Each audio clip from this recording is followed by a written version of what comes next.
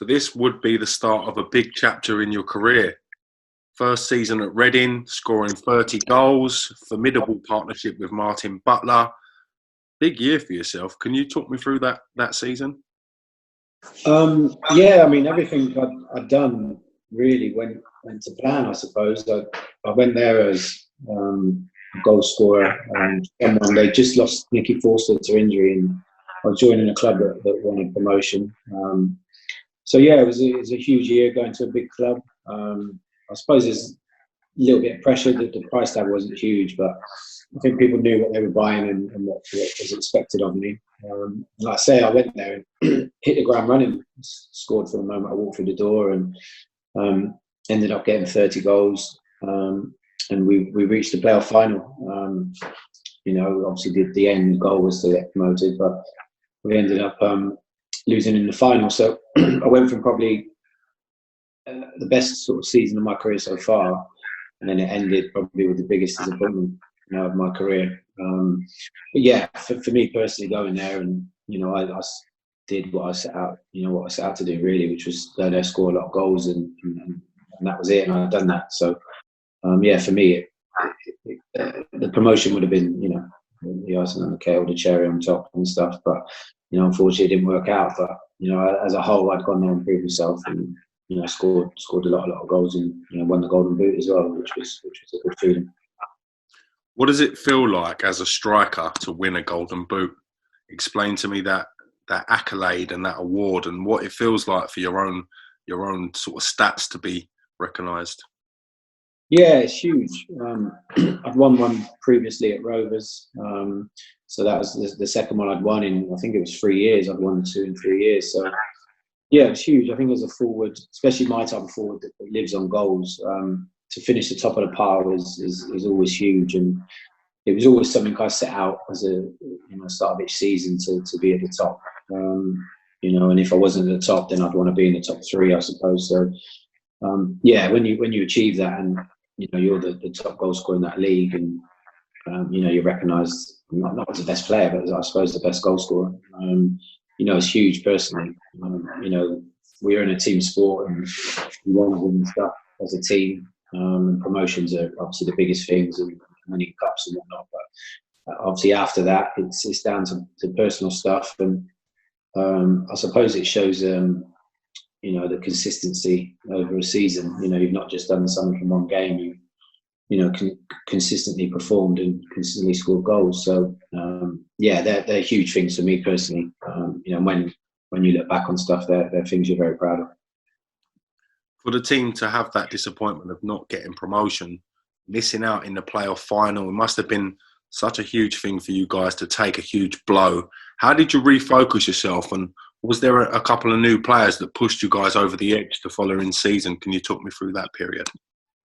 Yeah, it's disappointing because your whole season's geared to promotion, and ultimately it comes down to one game. So when that comes crashing down, you realise you've not achieved what you wanted, and you've got to start all over again. So the summer's hard, dealing with it mentally, and then you just got to prepare yourself for the following season. So we come back strong. We knew we had a good squad anyway, and then Pards added. I think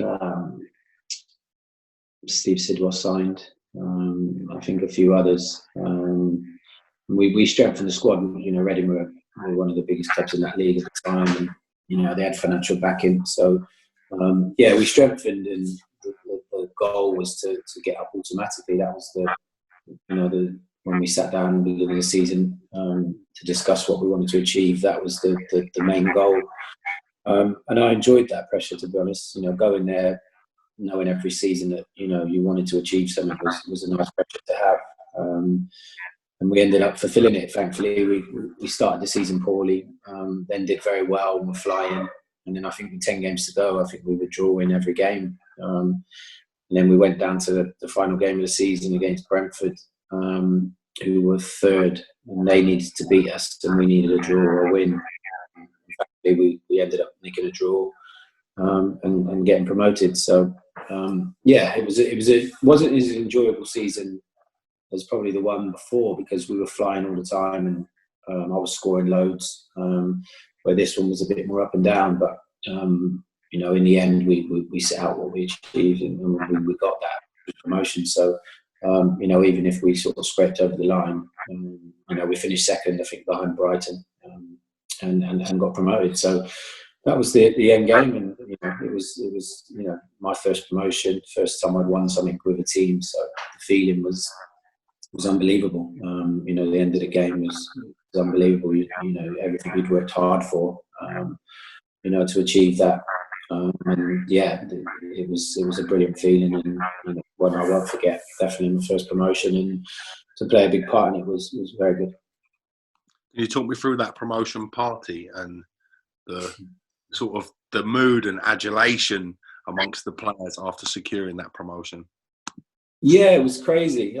Relief, I suppose, was the first thing, especially on the pitch, because again, it was a tense game, and went down to the wire. And when the whistle went, it's just relief, emotions come out, and you're just delighted that you've achieved something. When you're in a sort of team sort of sport, to achieve stuff together, you feel for the next person as well.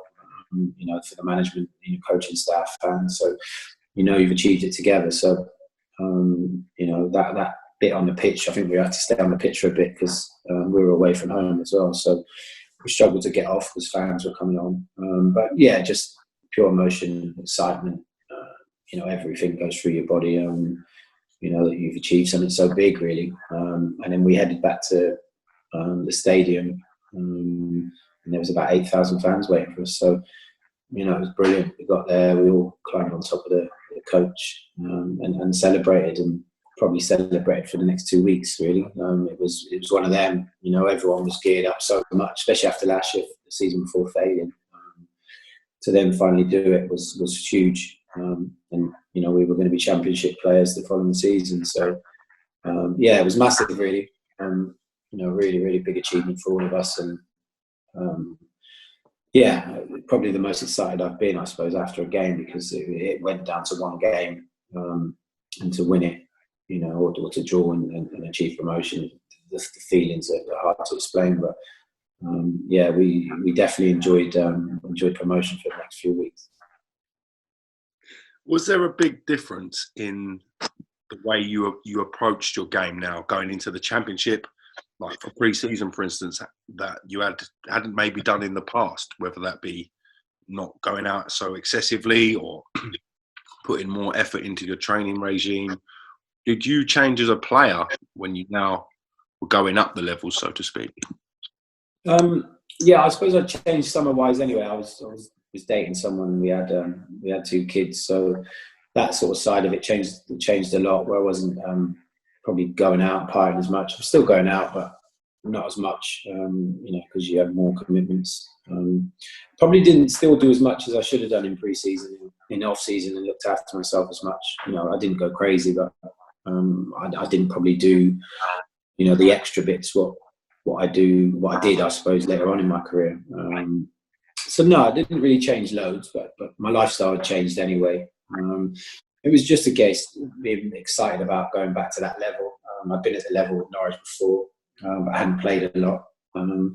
So it was more a case of saying, this is where I should be. I should be playing higher anyway. And, I was confident going into the summer and into the season that I could, play at the level. So it was a case of me just sort of carrying on what I've been doing, because for a 4 or 5 year period, I've been scoring, playing well, playing regular. So it was more just, keep that going, I suppose. But yeah, the training side, no, like I say, I could have done a lot more in the off season than I did, definitely. Coming into that season in the championship, no doubt you're buzzing to be a championship player.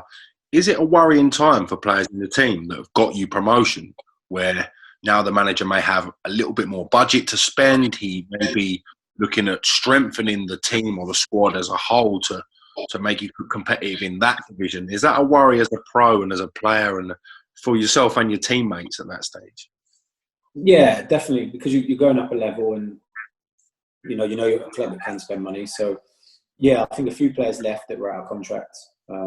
We brought in other players again, and then the ones that obviously are under contract and ones that played a lot. you're a threat. Your place becomes a threat to people because people are coming in that want to take your position. So, yeah, you all have to up your game because you know that if you go into a season and you're not prepared and you don't play well, then you're going to be out of the team. So, yeah, I think it has an effect on everyone.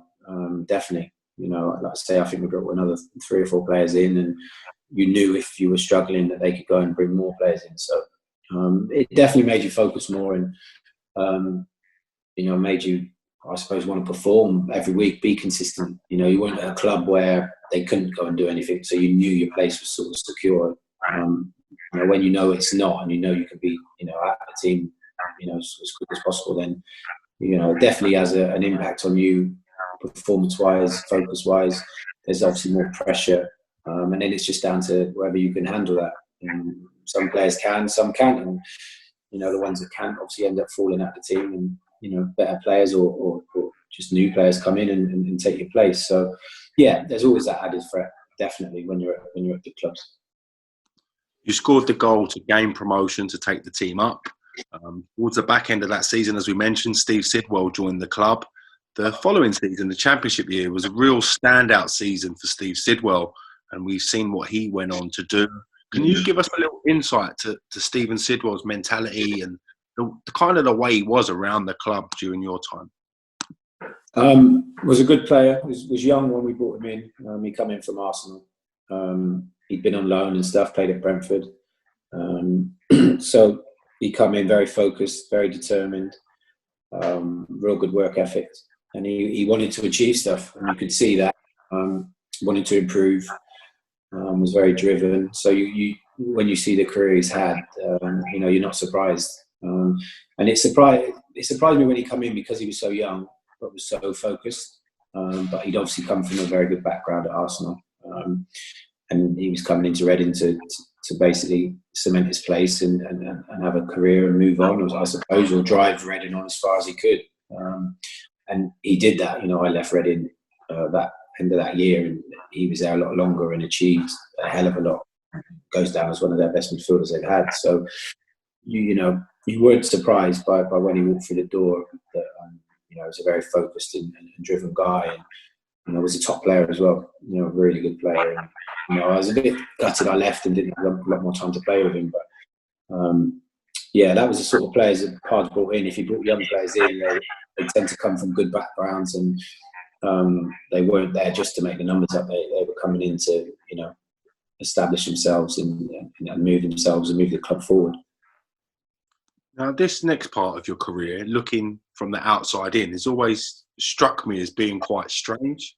I hope you don't take it the wrong way, but you're a championship. No, it is very strange. Yeah, definitely. You're a championship player. You're maybe not in starting every game that you would want, but to then make the move to boost on icons in the K League, which seems just such a left field move for a player at the time of your stature. Like the season before, as we mentioned, receiving the Golden Boot for the most goals in the league.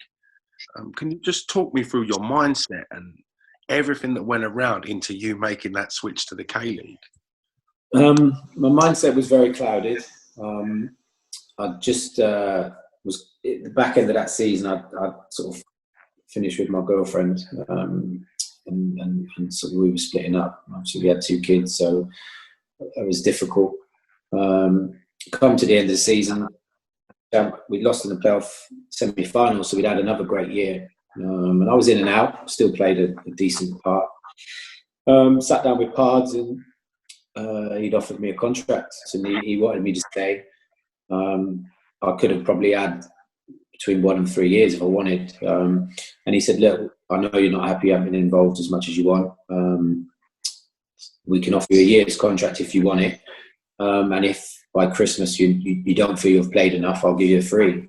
So he was very good with me. And, I think if I'd have said to him, no, I want to stay for 3 years, he would have said, yeah, brilliant.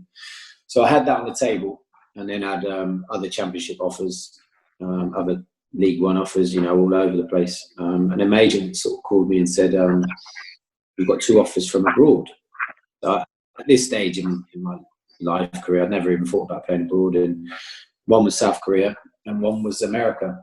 And I was like, okay. And their seasons were still going on while we were in the summer. So we flew out to South Korea. They flew us out first class, gave us everything. Stayed there for 5 days.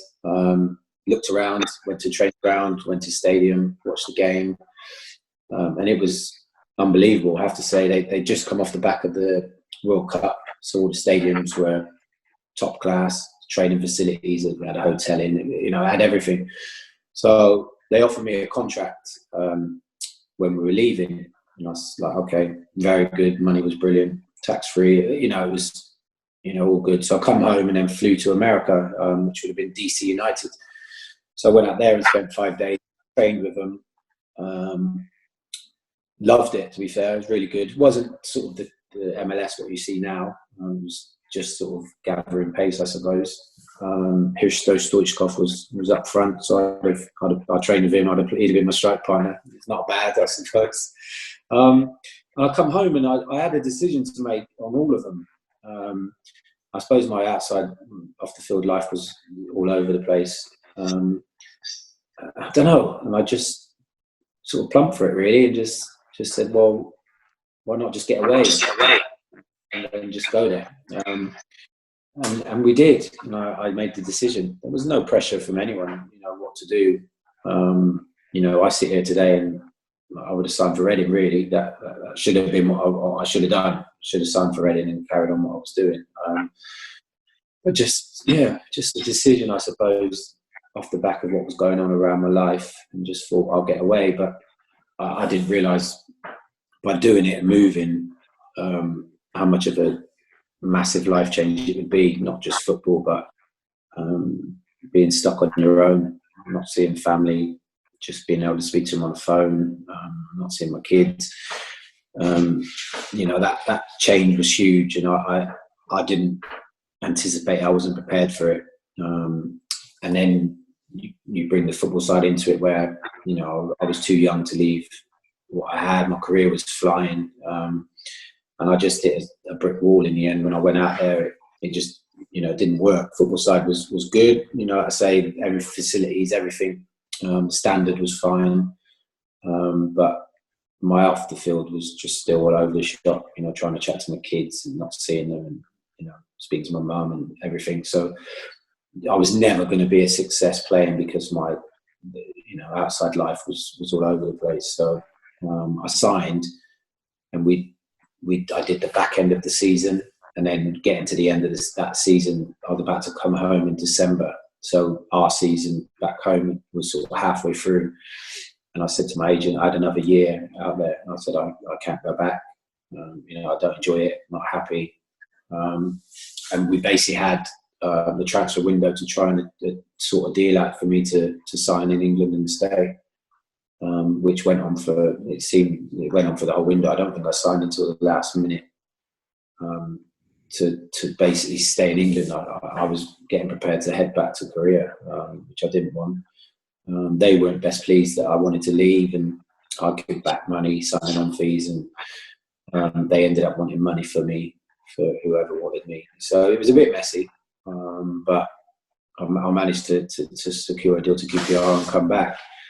But I'd wasted 6 months of my career, and I think I signed for 18 months at QPR, and I don't think they saw the best of me because I was still all over the place. So by moving out there, I probably wasted two seasons of my career in England, to be honest. But you can't do nothing about it. It's the choice I made at the time, but it wasn't the right one, not at all.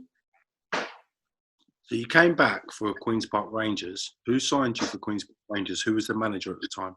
Ollie. So I obviously knew him. He tried to sign me in the summer. He was one of the clubs that they wanted me when I was leaving Reading.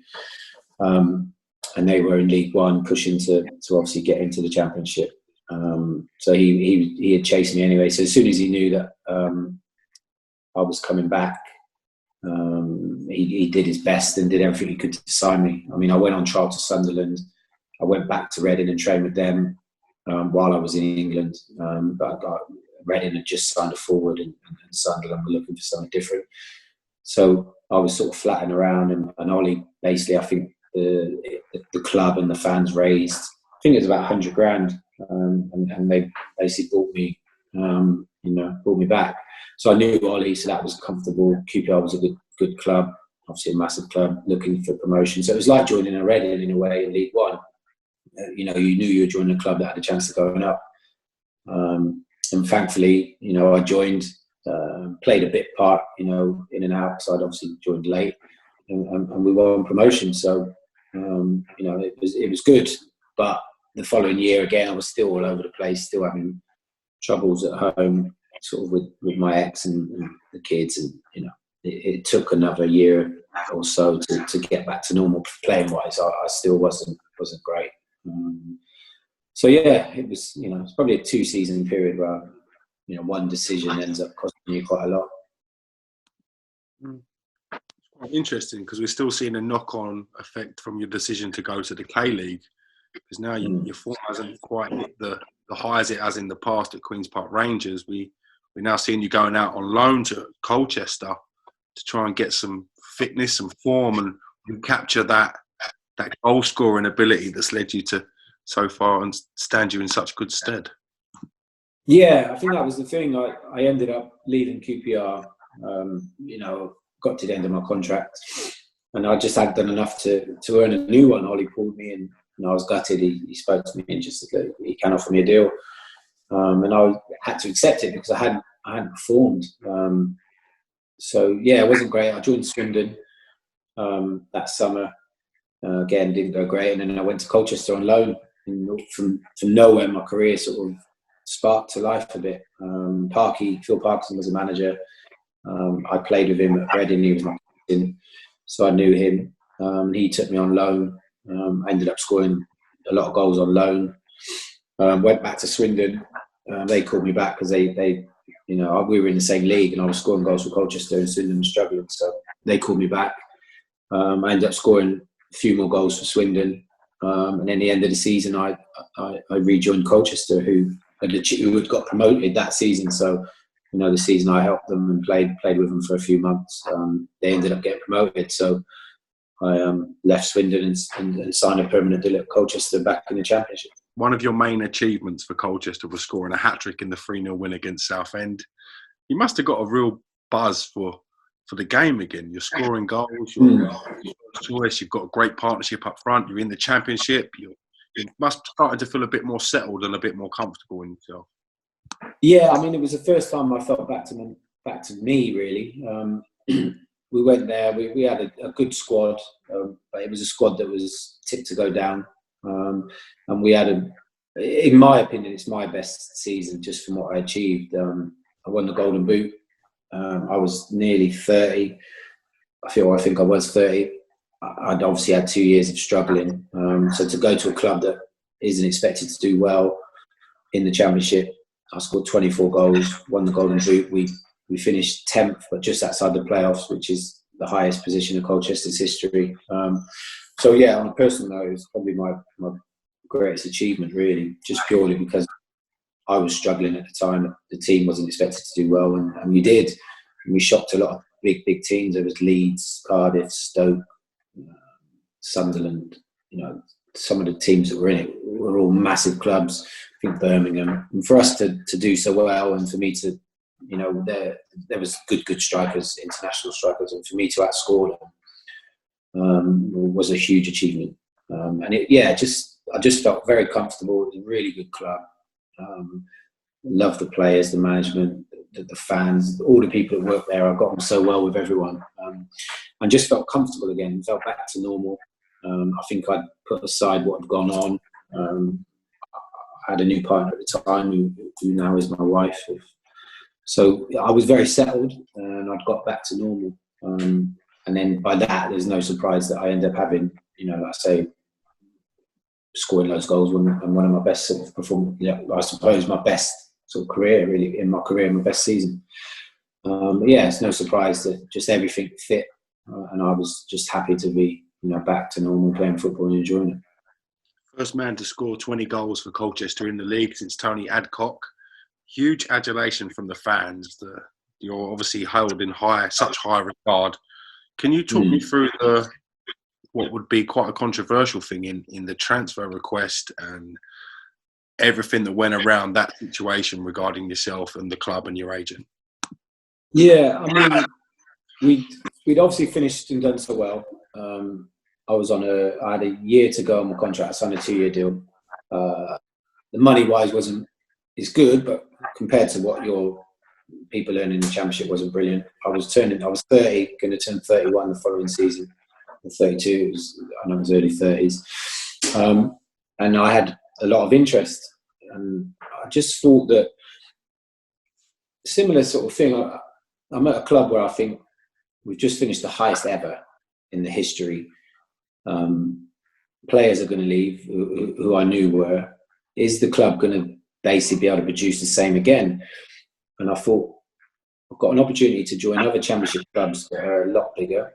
I'll get a decent contract. I might have a chance of a promotion push somewhere, which will get you back to my ultimate dream is the Premier League. So as soon as I knew that there was interest, there was a bid put in from Hull, which was turned down. And then I started to sort of hear that they weren't going to let me go. So I spoke to them about a new contract, and I think I got offered 100. It wasn't a lot of money extra. I thought, well, not really showing me the commitment that, for what I've done. What do I need to do? So I was on holiday at the time and spoke to my agent, and he was having conversations, obviously, with clubs, and it looked like the Colchester were going to play hardball, really. So we decided the best thing to do, put a transfer request in. Again, now you look back and you think, well, there probably wasn't any need, because I think the clubs were going to come back with bigger offers, and I think Colchester were always going to accept it once they got what they wanted. So I put the transfer request in, which I think then annoys obviously everyone. It annoys fans, it annoys because it's you trying to force something. And it wasn't really, I was just making a point to the club that I'd like to go. I think, I come on a free transfer, you're going to get good money for me. I'm at an age where this would be my last sort of decent contract, and a last opportunity to maybe, achieve something, maybe get in the Premier League, I don't know. So I would like that opportunity. And when you feel someone saying and stopping that, I suppose that was my way of putting that in to say, look, I really want this to happen. I didn't mean it in any disrespect to the club. Like I say, I love the club and, really enjoyed playing for them. I just felt that was the right thing to do. Again, you don't ever know until after the event if it is or isn't, and it probably wasn't. And then once I'd done that, Hull up their bid and it was accepted. Norwich put a bid in, it was accepted. So I was then given permission to speak to the clubs. I think Charlton were interested as well, sort of last minute. So yeah, I suppose if I didn't put a transfer request in and they up their bids, Colchester would accept it.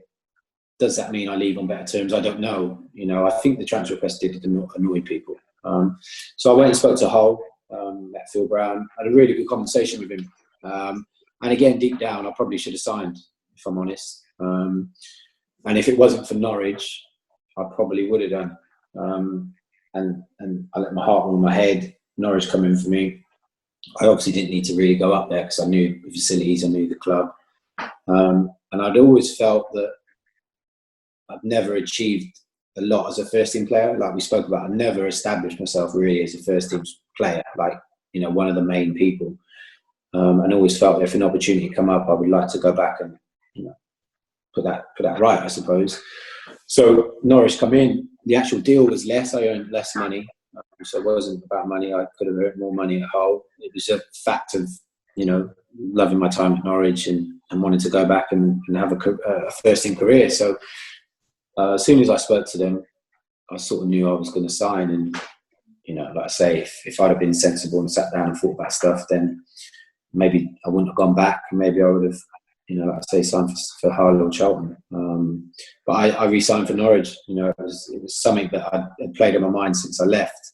So it was, as soon as it come up, like I say, I didn't really think about it logically. It was a case of my heart wanted to go there. So, I re-signed and signed a 3-year deal and joined Norwich. Norwich paid an initial $825K for you. Not a bad fee to receive from Colchester, considering they got you on a Bosman. Yeah, for 1 year, it's not bad. That's Not all bad. right, isn't it? Yeah, not bad business at all. You were brought in to replace Robert Earnshaw, big crowd favourite, big fan favourite, scored a lot of goals at his time at the club. Do you feel that added maybe some initial pressure on your back coming into the club? I think so. I mean, there was always going to be pressure. I was coming back to the club I'd been at as a kid and been held as this big superstar, and it didn't work out. I'd then been away and scored a lot of goals and established myself. So that was the one pressure. I'd won the Golden Boot the year before, straight away your expectations, and then obviously Robert Earnshaw leaves. So you come in, you're then basically at that time the main man. You're expected to be the front runner, score the goals, help Norwich achieve promotion. So yeah, there was, I suppose, more pressure on me there than anywhere else at that point. It was okay. Like I say, I'd always liked it. I wanted to be the main man. So, by signing, it felt nice actually signing and being the main man, because I hadn't been the main man when I was there before. So that was a good feeling. And then it was a case of, right, can I go and produce what I've produced sort of everywhere, nearly every club I've joined. So that was the biggest pressure for me, is this is one of the only clubs I've not done it at. Everywhere else I've gone, I've managed to score a lot of goals. So that was the pressure for me, to come in and over the 3-year period score as many goals as possible. So that was something I put on myself, I suppose. Now, I know you've come in with a determination to do well and a steeliness to kind of rewrite what had happened in the past, maybe establish yourself this time as a first-team player. Do you feel that the initial steps and like the tour of Holland, you hit enough form to merit starting games? That's it. I think so, yeah. I'd come in and done okay. Pre-season was all right. Didn't do too bad. We hadn't really brought in loads of other forwards. David Shahafka come in, boy from abroad. Dion Dublin was there. He was obviously a legend. Was he playing at the back? Was Dion Dublin playing at the back? He did a bit of both. Yeah, he played up front. He played centre back. He was unbelievable. I mean, he was 40 at the time, I think, and he was ridiculous. I obviously knew loads about him and stuff, and played against him. But too, you sort of in the change room and play with him and stuff. He was ridiculous. Top player, can play as well both ends of the pitch. Yeah, really good player and really nice guy. Really good. I speak to him still, and he was really, really nice. Always there to help, give advice. I expected. I suppose I've been brought in to score goals, so I expected to come in and start. I think we played Preston away first game, and 3 or 4 of us went down with food poisoning. So we had a function before the week before the game at the ground, or the training ground. Food was laid on, and I got food poisoning. So I ended up being sub for the first game against Preston. I think I come on and I think we drew 0-0. And then the next, I think it was the Tuesday, played Barnet. And then I again kicked in, scored, then scored against Southampton a couple of. So I'd scored 4 and 2. And you sort of think, here we go, this is easy. I'm doing what I should be doing. I'm happy. And then went through a period of not scoring, and the season didn't go great. I think I ended up with 16 goals in all competitions, which, again, for what I'd done before was better, but it wasn't to the standards I'd set, and wasn't, with the expectation what I suppose people wanted and what I wanted, really. But it was my first season back, and it was okay. I think the 2 after that weren't brilliant, but the first one was all right. And then the next 2 sort of went back to how it was before. I was very in and out, lack of form, not scoring, managers changing. I would say the first year was good, but the second 2, weren't up to what I wanted at all. Must be a frustrating time when a manager that rates you or has brought you into the club then leaves the club, because new manager is judged on results. He's going to have trust for the players he's worked with in the past. He's going to want to maybe play a different system to what suits you. So all those things, are them variables taken into account? And is it again a worrying time when a manager leaves the club? Yeah, I mean, I was gutted because Peter Grant had spent good money on me, brought me in, so I knew that he wanted me in the squad, and I was, in his eyes, his main man, because he'd spent the money on me. So when someone leaves like that, straight away, like, right, who's coming in?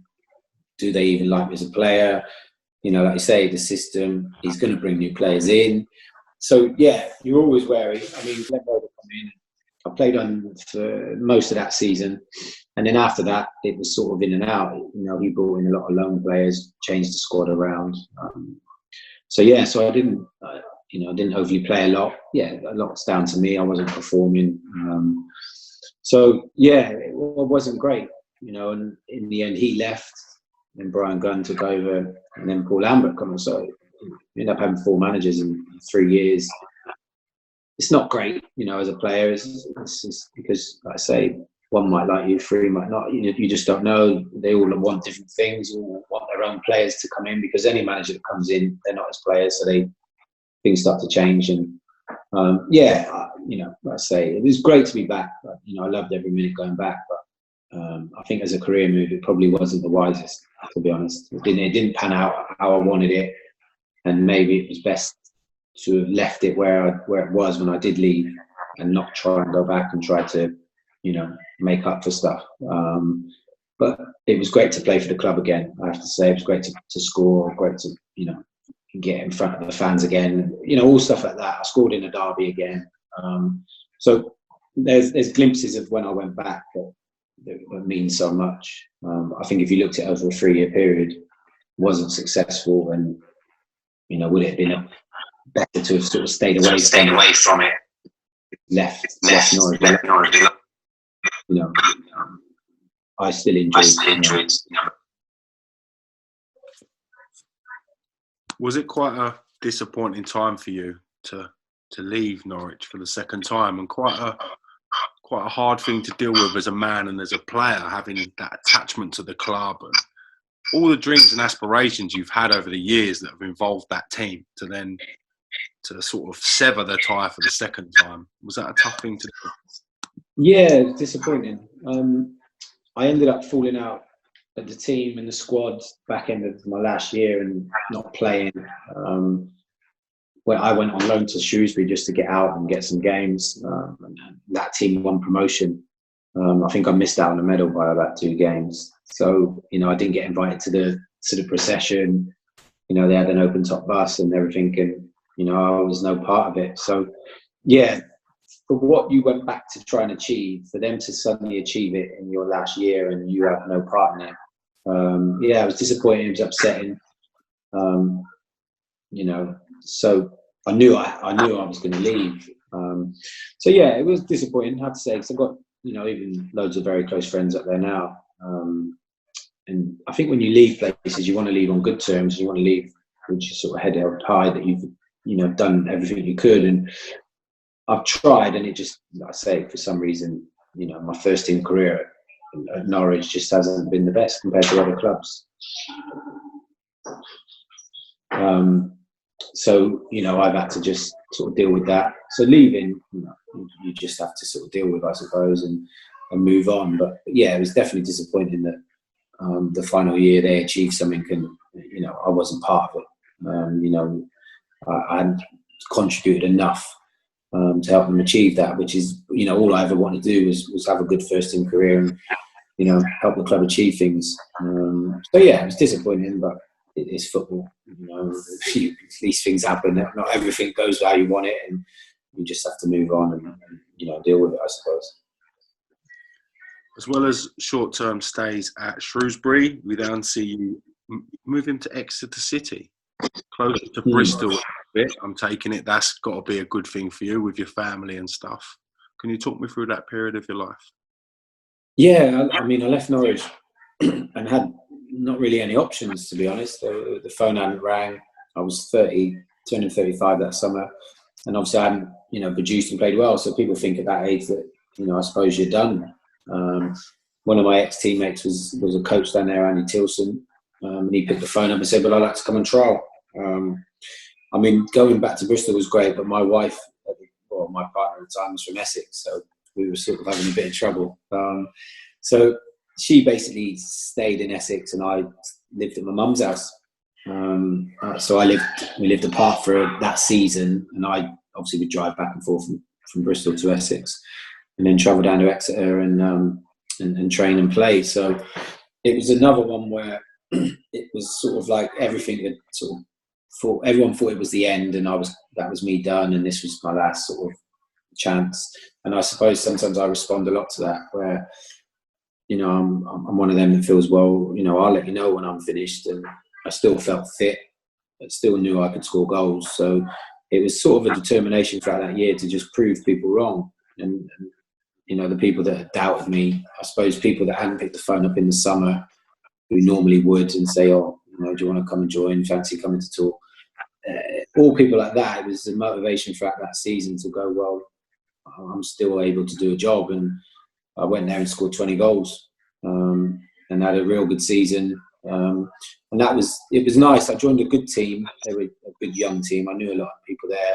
The manager was good, Tisdale, and the coaching staff around it were very good. And it was like a Colchester. The club suited me, the people, everything about it. And I went there and scored straight away, and that was it. I settled in, and obviously had a very good season again. So it was a case of like, I can do a job. And whenever people doubt me, I tend to then come up trumps with something. That season, you scored 20 goals, got Players Player of the Year award, Fans Player of the Year award as well. So another couple of nice accolades to add to your personal stats. I know strikers love these accolades and personal stats. It's something they cherish. Yeah, it's great. Fans Player of the Year is always nice, again. And, Players Player is very special because that's your teammates voting for you. And again, it's just the consistency. That's what makes it, obviously a proud moment to get it, because you've been consistent through the season. So whenever I've won awards, players or fans or stuff, they mean a lot, because you've 40 plus games, you've done your job, what you're meant to do, and people have appreciated it. So after coming off the back end of the season before with Norwich and stuff, to then that following season, play as well, be as consistent, and earn some sort of awards along the way was very special. It seemed like just the sort of move you needed, and just the sort of end result you needed to give yourself that lift. But like what often happens in your career, when you're successful and when you're at your peak, seems to be when you're most dangerous in terms of contracts and moves and stuff. I mean, the interest has gone up again. We can see Leyton Orient are interested in you. Can you again talk me through this period and what was going on? This was the first time I'd made a decision sort of around family and area and stuff. I'd had the year away from my missus. Bristol Rovers is coming for me. Exeter wanted me to stay. There was other clubs around. Again, I would have loved to have played for Bristol Rovers, I have to say. But we just didn't really sort something out. Leyton Orient were a team that had, done very well that year in the same league as us. Shown an interest, Gillingham. It was great. Obviously, you go from one season having no interest, scoring 20 goals, and everyone's on the phone again. So it was a case of, if I went to Leyton Orient, me and my wife could get a house and we'd be fine. And I think it was not just the club in Leyton Orient, the family side. For the first time, I felt, I've got to make a call for that. And I can't. If I go to Bristol Rovers, if I stay at Exeter, I'm going to have to live with my mum's, and she's going to be on her own again. So that was more the decision, I suppose. Because again, sensibly, you would stay at Exeter. You just scored 20 goals. The club's doing well. We just missed out the playoffs.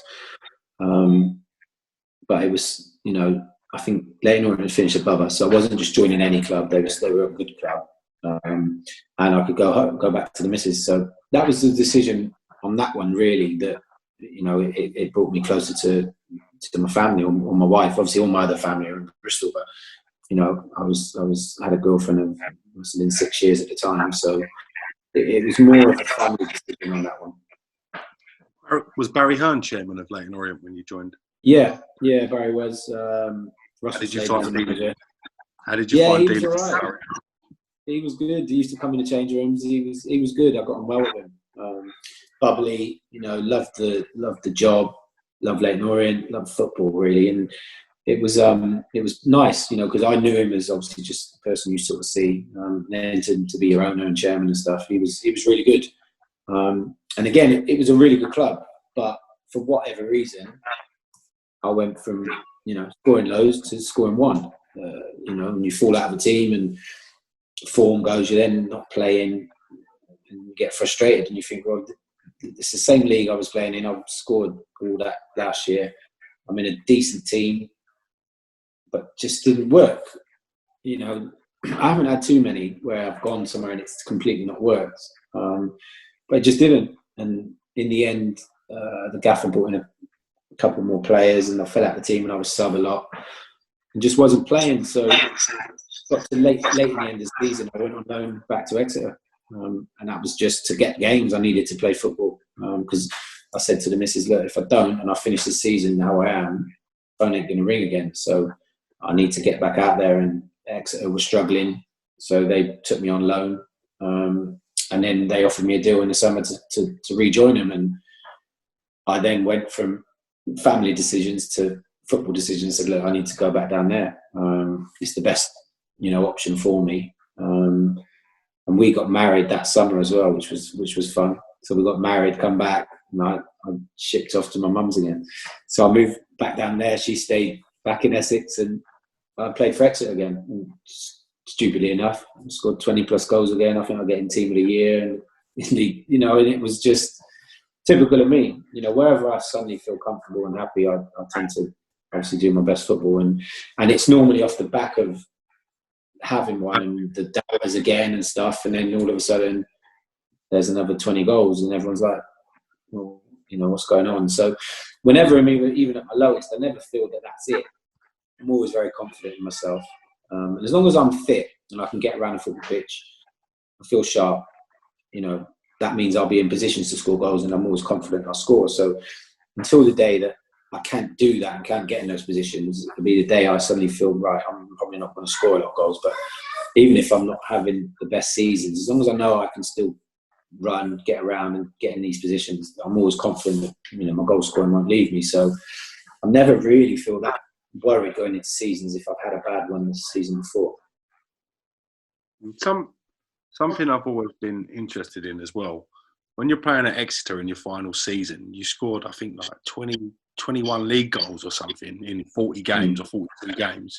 And then the club made the decision not to renew your contract. Was that was there something personal in that, or was that strictly the club maybe not having the finance? Can you talk me through just the club policy? I sat down with Tiz, and I think the budget and stuff, he had things he had to do, and he decided to keep John O'Flynn over me.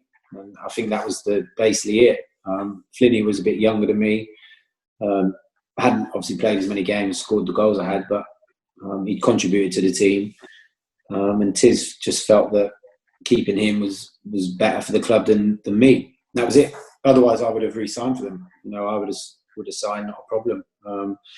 And he made that decision. So yeah, I was a bit baffled and a bit shocked, but Tiz is the manager and he has to make those decisions. So I'm then coming off the back of another very good season, but obviously being let go. I'm into late 30s now, and thankfully I'd had the season I had, because if I hadn't and he'd done that, maybe the phone would have rang. But I had a few options, and I ended up joining Cheltenham, which started well. Scored on my debut, but as I scored, I dislocated my shoulder, so I missed 8 weeks. So it sort of put me back a bit, and then I got back in, scored. I think I finished with 12 goals. We didn't have a great season, but again, from the time I'd missed and being at a new club, 12 was all right. Wasn't the end of the world. And that was sort of the year I had at Cheltenham. So it was okay. It wasn't brilliant, but it wasn't, wasn't the worst. This then takes us on to Dagenham and Redbridge. Quite an interesting period in your life. At this age, you must be like coming to 34, 35, I'm guessing? No, I'm 37 at this point. 37? Yeah, I played for Dagenham when I was nearly 41. So yeah, I'd have been probably later than that, because I played 2 years there. So 38 I would have been when I joined Dagenham. Do you know what I can't work out? For someone that sort of lived their life the way they wanted to, gone about, done whatever pretty much they wanted, not maybe followed the dietitianal pattern of other professionals. You're 41, still playing, still fit as a fiddle. The only injury you've had is to your damn shoulder in about 30 years. everything's I think I can't work it out. I'm baffled. No, I think from about 35, I did start to do and live how I live now, which is the ultimate sort of professional. But yeah, I suppose I don't know why at the age I'm at now, and even at 40, I was still playing in the league. I suppose it's luck. It's the very few injuries you seem to have suffered as well as a professional. So the injury is part and parcel of the game, but you seem to pick up less niggles than a lot of the other pros. I don't know if it's the way you play or I don't know, or the way you're built. Yeah, I'm not sure. Yeah, your genes. I don't know. I was always very lucky. I mean, I've had hernias and I broke my leg, but they've always been end of season, so I've never missed chunks of seasons. I've had ankle operations, but touch wood, I've never had your cruciates, the long term ones. So I've always managed to push through. And if I've had a groin strain or a hamstring, they've been short term. Whether that's my mindset, and because I don't want to miss games, I don't know, heal myself. I haven't got a clue. But yeah, I've been very lucky with that, and I suppose that's why I've played so many games. And like I say, from 35, I really then took an interest in my body, in my mind, and tried to. Basically, I thought, right, I want to play for as long as possible now, and I just tried to do everything I could to live the right way, to make sure my body is looked after, I'm healthy, my mind, So from probably 35, when I left Norwich for the second time, from then on, I went very, very sort of strict on myself. Don't get me wrong, I still enjoyed a night out and a drink and that, but nowhere near like I used to. And then as I've got older, I hardly go out, I hardly drink. Everything's recovery, preparation, everything's about my body and my mind just being as fresh and able. So, yeah, I suppose from then on I've done it. But the early part of my career, if I'd have carried on, I'd have probably retired at 30, to be honest. Interesting point as well. You've scored so many seasons, you've had 20 plus, 30 plus goals, living and maybe not preparing as you do now and as diligently as you do as you get older. Do you feel if you would have had that preparation at 18, at 19, at 20, that we could have been talking about maybe 40 plus seasons instead of 30 plus seasons? I definitely think I would have had a better career, definitely higher up. I think if I'd have started out at Norwich with the mindset I've got now, then I'd have been a Premier League player for longer. I don't doubt that, and I probably would have played at higher level for longer, whether that would have been Championship or Premier League. On the goals front, I don't know. I definitely would have been fitter and more driven and more able. But yeah, I suppose I would have probably stayed at clubs longer, scored more goals. So yeah, I think what I think you wouldn't have had is you wouldn't have had the dips where 1 goal, 12. I think I would have been consistently scoring 15 to 30 a season. I don't think I'd have had the seasons off, like the year away in Korea, and not doing well at Swindon and not doing well at QPR. I think my career then would have been more consistent. So yeah, you probably could have added on another 30 to 40 goals on my career at least. And I think that would have been the biggest issue. The starting off at Norwich, I was started at 18, left at 21. I didn't really score a lot of goals. I was in and out. That would have changed. I think that would have been a lot higher and a lot more consistent. So, yeah, I think if I'd have been back then how I am now, then yeah, I think my stats would have gone up, and I'd have played a lot higher for longer, definitely. At Dagenham and Redbridge, following the retirement of Ryan Giggs and Kevin Phillips, you were officially the oldest player in all divisions, in all 4 divisions in English football. Again, that's a great accolade to have. A great accolade to have, to be like literally still playing competitive football at the age you was. Fantastic. Yeah, I was really proud of that. That was one thing I was very proud of, that in all 4 divisions being the oldest player. And I wasn't just coming on as a sub, I was playing every week and scoring. So yeah, I was really proud, and it was one thing that drove me on to stay in the league. I've learned now playing in non-league. I could have dropped down and earned more in non-league than I was earning at Dagenham, but it wasn't about that. It was about, I suppose, pride and just being very proud of being that person of trying to play my whole career as long as I could in the Football League.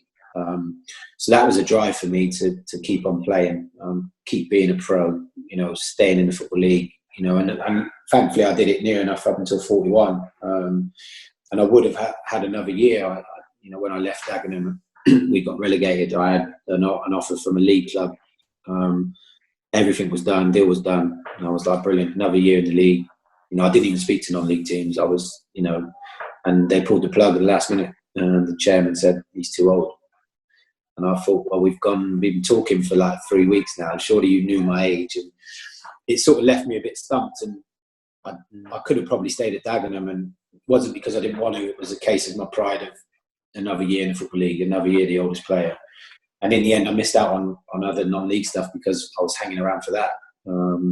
So that was disappointing. But yeah, that was for me, one of the proudest things I've done, I suppose, is to be that oldest statesman. Because it's not many people that go and play in the league, into their 40s. So yeah, that meant quite a lot to me. That. It's at this stage of your career where you become the sort of the non-league finisher, the merciful one, the man who will come and sort of show what he can do and put the ball in the net. And you've played for some great non-league clubs, and like you said, the money at that level sometimes for ex-pros quite higher than playing lower tier clubs and stuff. Yeah. How have you handled that adjustment? Like we said, you spoke about your fitness and the change of regime. Are you still playing because you love the game at this point? How have you handled the adjustment? How has that transition been for you? Yeah, it's been good. I mean, it is for the love of the game, really. Like, don't get me wrong, you can earn, and I didn't, like I say, I didn't realise what you could earn in lower sort of tiers. But it was never for money, even playing in the Football League. I never played for money. Obviously, you have to earn, it's a job, and you've got families and bills to pay. So, you have to earn money. But I never started out as a kid to earn money, and that was my sole purpose. It was to enjoy and play football. So I always had in my head that I would drop down the levels. As long as I could do a job, I would always just play and enjoy it. So, non-league was never a problem to me. Thoroughly enjoyed it. Still enjoying it now. I dropped down, started playing at Farnborough just to keep fit. So they were my first non-league team. I was keeping fit to hopefully play for a league club. That was the plan. Really enjoyed going down there. It was the first taste of, like I say, non-league, playing at some different places and stuff. But it was good. There was a couple of players I played with at QPR, Terrell Forbes and Dennis Ollie. So we had a good team. I played there and then got a move to Eastleigh. We were, a big club in the National League. And I felt back to full-time football, got a chance of hopefully getting promoted. That was, again, my driving purpose. I went there for £100 more than what was on at Farnborough. So again, it wasn't for money. In Eastleigh were throwing money around, and it was more for, I'm playing for Eastleigh, they're a club that's moving forward, a club that can achieve something. That's how I looked at it. I didn't look at it for any other reason. And it didn't really work out. I was playing, scored one, in and out of the team. They had quite an established team anyway. Then the manager left. Martin Allen come in. I was on a non-contract, so he basically changed the whole squad. So I left, and I signed for St Albans. We were a good Conference South team, quite local to where I was, and it sort of carried on playing. Was Steve Castle there at St Albans when we were there? No, it was Ian Allison. So, it was good. My mate was there, David Noble, who I played with at Exeter. So he had a few ex-pros there. And it was a good club. They got good crowds. And again, second in the table, they were trying to get to the National League. So it was a good move for me. I signed a 2-year deal. And started really well, scoring goals. And then it sort of changed. The manager changed a few things, and I was in and out. And I'm thinking, well, I'm in non-league. There's no point in me sitting around. I might as well go and play for someone else in non-league. I want to play football. So I went back to Farnborough on loan. We ended up helping them get promoted. And I still had another year at St Albans. I went back in the summer, and he went, look, you've got a year, but you know, you can go if you want. So I was like, okay, that means you're obviously not going to use me. So I signed for Farnborough. I'd really enjoyed it. They'd gone up. It was only one level down from St Albans, and had a fairly enjoyable sort of time there. And then joined Bishop Stortford, who my mate was the manager of. They were literally real close to where I lived. And again, thoroughly enjoyed it. And then I've basically spent 2.5 years there until I've recently left to join Hornchurch. I'm still loving it. You know, I've scored 23, 23 and 24 and was on 21 this year. So, you know, I'm thoroughly enjoying playing non-league football, and, you know, it still gives me the same buzz I had playing league football. It's been brilliant. I just love playing football. If I never made it as a pro, I'd have played with my mates. I'd have played for a pub team. I'd have played Sunday football. You know, I loved football. So I was never going to finish knowing I can still play and just, so, well, I'm not going to play for them, you know, because if I'd have retired at 35, that's 10 years I'm still playing. I'm 45 this summer. So I would have gone 10 years knowing I could have still played. So, you know, I played because I love the game, and, you know, I can still do a job. If I couldn't do a job, then I wouldn't force myself to play for the sake of it. And, oh, it's Jamie Cureton, he can sign for us non-league. I wouldn't do that. If I couldn't contribute, if I couldn't go out there and do the job I'm meant to do, I wouldn't play. But again, I've scored over 20 goals in 4 seasons. So that shows me I can do the job. You know, I won the Golden Boot last year. And so I'm not just going out there for the sake of going out there. I'm going out there and I'm performing with the best people in that league. So for me, why would I then stop? You know, I'm still loving it. I'm still doing the job for whoever I'm playing for. So why not? You know, at the moment, what's going on, you know, when the season starts, I'm fit and ready to start next season. I don't see any reason why I shouldn't. You know, I was on 21 goals. I would have liked to have thought with 9 games to go, I'd have got more. So when I'm suddenly on 8 goals at the end of the season and I'm struggling, I'm thinking maybe this is the right time. But if I'm still contributing and getting over 20 goals a season, why would I stop? And I'd kick myself if I sat at home knowing I should be playing today. You know, when I stop, it'd be because I know I can't do a job anymore. I'm ready to stop. Or someone goes, listen, we want you to do this job, and it's going to stop you playing football. And I would then go, do you know what? Okay, not a problem. But until one of those things happen, you know, I might as well keep playing. I know you've done some youth coaching, some coaching with the players at Arsenal. Is that something you enjoyed? And do you see yourself taking the coaching badges, 2-part question, taking more coaching badges in the future? I did enjoy it. It was definitely, you know, working for a club at Arsenal was unbelievable. It opened my eyes to youth football because I'd been brought up in an era of something completely different to what they're brought up in. The training facilities, everything they have is unbelievable. It's better than most of the first team training grounds I've been in. So everything they get is different. It got me used to coaching because I'd never coached. So it got me used to speaking to people, putting sessions on. But at the same time, it probably taught me that level, that youth level isn't, if I'm going to go into this, it's probably what I'd like it to be, maybe under 18s up. I worked with the 16s for 2 years and then worked with basically between 12s, 13s, 14s and 15s. So I did every age group in the youth academy, and 16s were really good. We had some good players. Some of them are in the first team now. But I just feel that, I suppose my attributes, my career is probably more suited for people higher up, people that are looking to get in the first team. I think I can give them more advice to help them. The sessions probably that I would do would be more geared to them. So it was enjoyable, taught me a lot, and, you know, I'm very grateful and thankful that they give me an opportunity, to be honest. But yeah, I don't know. Done my UEFA B. I've obviously got to go on to my A. I've always saw myself more as a manager than a coach. I enjoy man management, enjoy sorting stuff out, rather than being on the pitch. So it's one of them. It's there, and obviously something that I will look into. But I've got a few things that mill around that I'd like to go into. It would be football. Media is my biggest one. I've always loved doing it. Used to do a lot of work when I was playing. I still do bits and bobs for radio and TV. but it's an industry now that everyone wants to do. So I think because I haven't retired, you get offered jobs and you can't because you're playing. And do you retire and hope that jobs come along? But it just seems more and more ex-pros are going into it because it's a good job. It's not, I wouldn't say easy, but you haven't got any pressures of managing and coaching. You can talk about football, you can watch football, you can have an opinion. So that's always been my one I'd like to do. But there's loads of recruitment, all sorts. Whatever I do, it'd be football, but I've got to narrow it down, I suppose, to 2 or 3 and then really have a good little crack at them. I enjoy non-league managing. I've managed Stortford and really enjoyed that, player manager.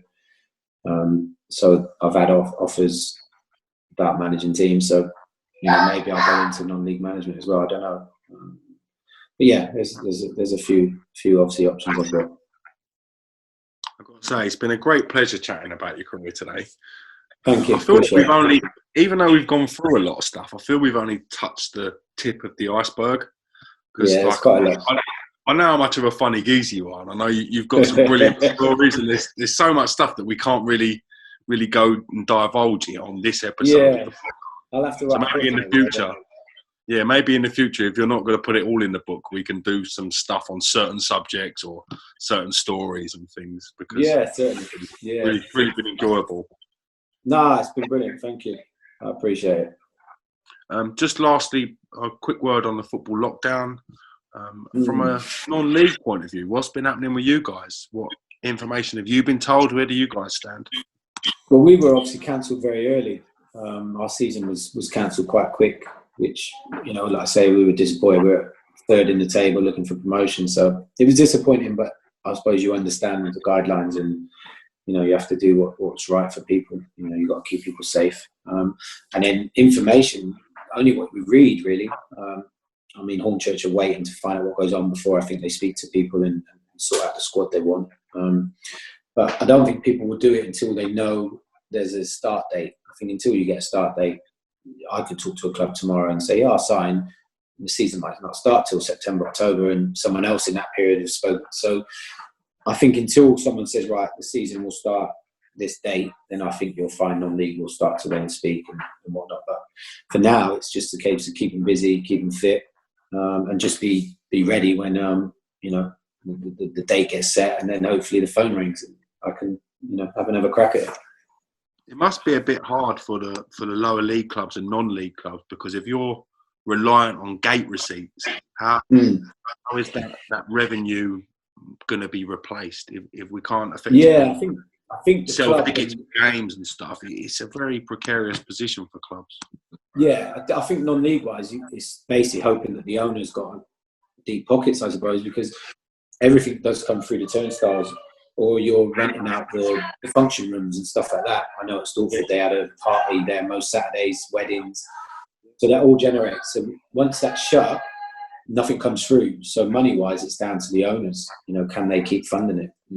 Hopefully the outgoings aren't as much because the grounds are shut, not using water, not using the lights. So hopefully, your outgoings aren't as bad and you can cope with it. But yeah, I think that's the worst thing. The big clubs can carry it, but the smaller clubs, I would imagine if it carries on, there'll be a few lower sort of non-league clubs that will go because they just can't afford to keep going. But a lot of them won't have contracted players, so most players that would have, once the season was cancelled, you're not going to be paying out wages. So that's one big thing. And for players wise, a lot of us haven't been paid, I suppose, for the last 8 weeks. So hopefully other people have jobs that they can maybe earn from. So yeah, it's difficult times for non-league. Obviously it's difficult all around the world and stuff, and in all aspects of life. But if you're talking just football, then non-league is will get hit hard. So hopefully, if they can get the season going as soon as possible, or as close to August as possible for non-league, then I would like to think you'll get bigger gates because people will have understood. People will want to come and see football more. So maybe in the first month they might generate more money than what they would normally do, because you'll have more people that want to get out and want to watch football. So if non-league is on, hopefully gates will be up a bit more, and they can start to get back to normal and start earning money again. Well, they better hurry up because I'm hearing you're chasing your 1500th game. So, I know. I'll tell you, I'm not going to retire while this is going on. It's not going to retire. Even if it goes another year, I'm playing. Maybe you could put it down to the pandemic before you finally. Yeah, that's the reason I've had to retire. Because of the pandemic. All jokes aside, it's been great chatting to you, mate. And thank you. Appreciate it. Hope you and your family stay safe during these testing times. And I look forward to having to catch up with you again real soon. Thank you. And you. Take it steady. Top fella. See you soon. Brilliant. See you later.